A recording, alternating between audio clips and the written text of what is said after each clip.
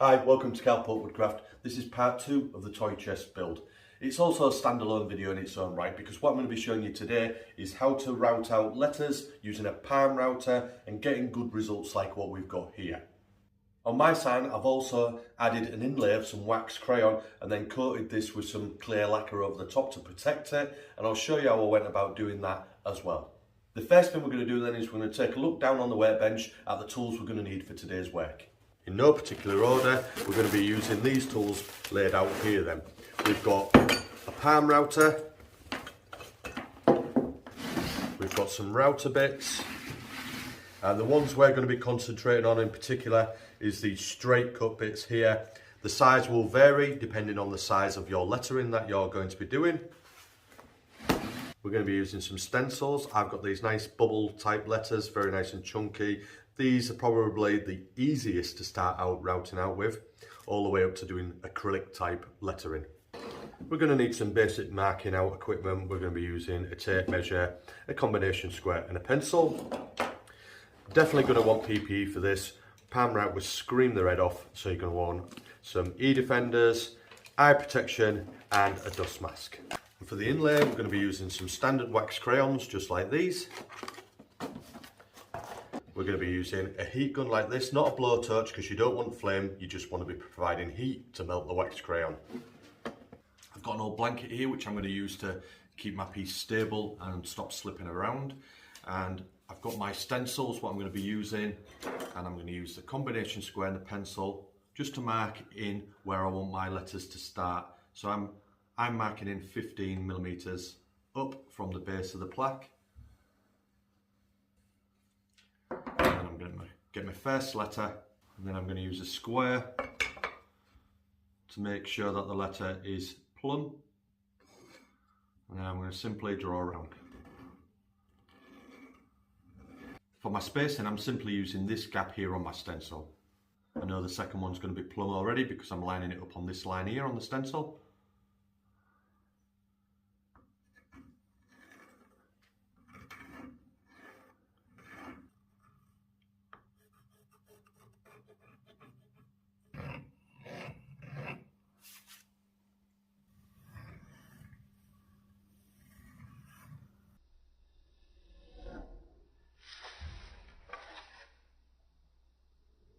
On my stencils, some of the letters don't join together, i.e. this R here just needs connecting on these parts here. So I'm just going to draw these lines across to make the full letter so it doesn't look as much as though it's been done by a stencil. And now it's ready to cut out. I don't need it in here because I've got some lovely bright LED lights, but you can purchase one of these small lights from Screwfix or somewhere like that DIY store, and it's just an LED light, and if you aim that down onto your workpiece you can really brighten the area up ready for routing, which will be easier on the eyes when you're concentrating. As you can see as well, I'm seated, so I'm nice and comfortable. I'm at good height to sit here and do my writing. My eye line is just where I like it for if I was drawing or routing out something like this. You might like it slightly different, so just make sure you're comfortable. Also, don't work around your workpiece. Have your workpiece so you can move it around you so it's more comfortable and you're not leaning or stretching at any time. I've set my palm router literally to take a couple of millimeters off, no more. If you want to go deeper than that, you need to go in increments, especially when you're plunging into your workpiece. If you go too deep and you go too quick, your palm router is going to jump around because it's not designed to do this. So we're going to have to do it really carefully and only removing a small amount at a time.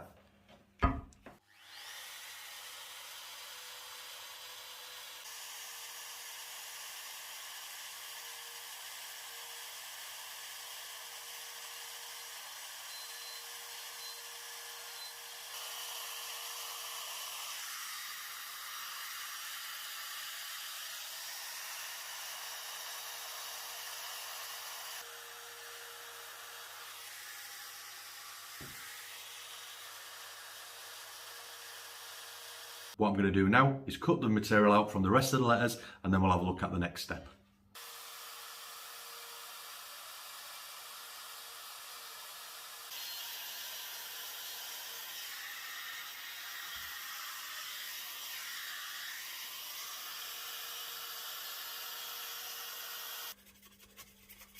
Just making sure all the dust is out there and cleared out, and then I can have a good inspection.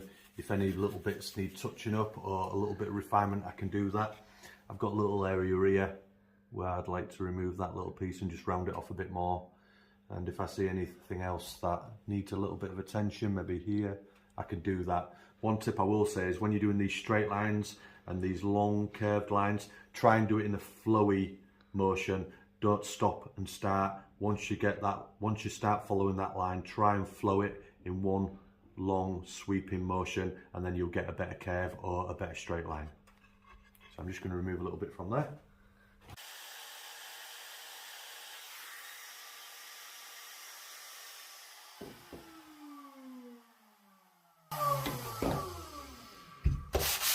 To remove any pencil lines with a 120 grit sanding pad.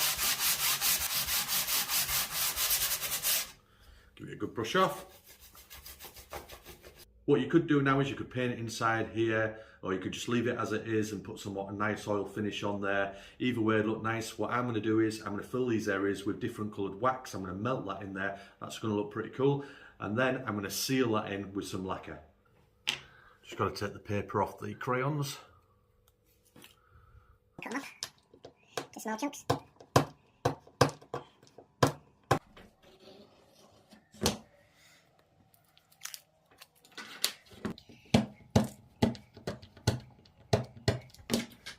What we're going to do is we're going to use the heat gun to simply melt the crayon into the gap, making sure it's a nice even spread. We don't need to worry about it too much because we're going to remove any excess with a card scraper, so don't worry if it leaks over the sides.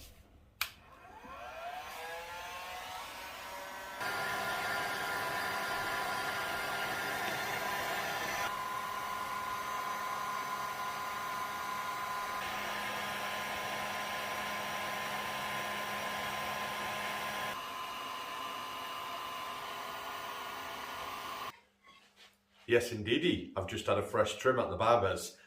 Looking smooth. Right then, what we're going to be doing now is removing the excess wax off here. I was going to use the card scraper, but I'm going to go straight to the thicknesser instead.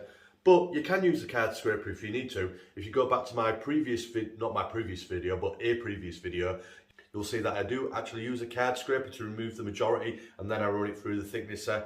But you could just do it with a card scraper and then a sander, and that would work fine as well.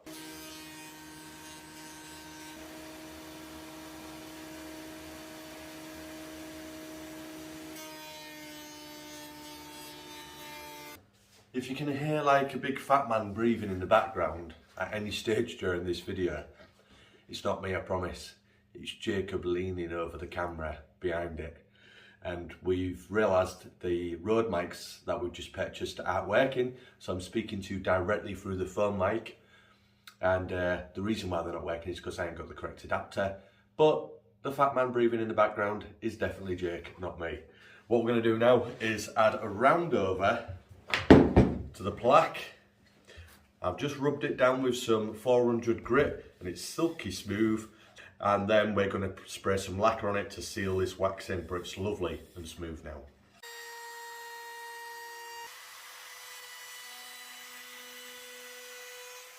I'm going to be using some clear lacquer, and this is a gloss finish. It's good because it's hard wearing, so it's going to protect the wax.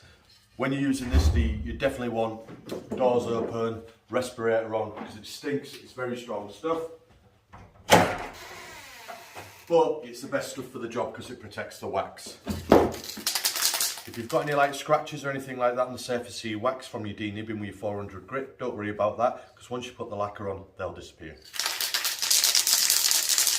Add really thin coats. Because this is gloss lacquer, it takes a little bit longer to dry. It still dries within a couple of hours, but if you put it on thick, it stays sticky for days. So really thin and a couple of coats.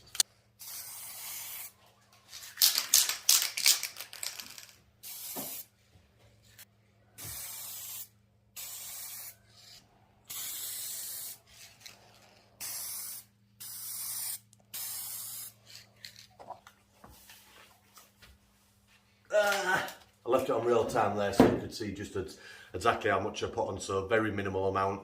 Just one spray over each area, leave that to dry.